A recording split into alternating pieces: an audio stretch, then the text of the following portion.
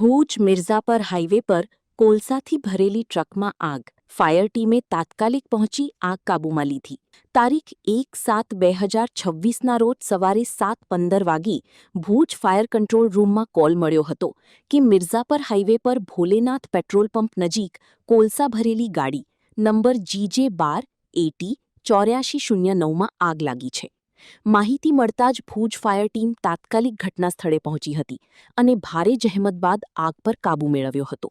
Report Karan Vaghela, Bhuj. માં motor driving, safe and sure driving.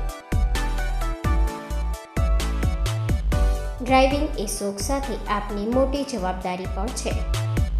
અમારા instructor દ્વારા સચોટ અને સરળ માર્ગદર્શન. આપની રોજની તાલીમની માહિતી મેળવીને શું અધુરાશ છે એના ઉપર પૂરું ફોકસ કરાય છે.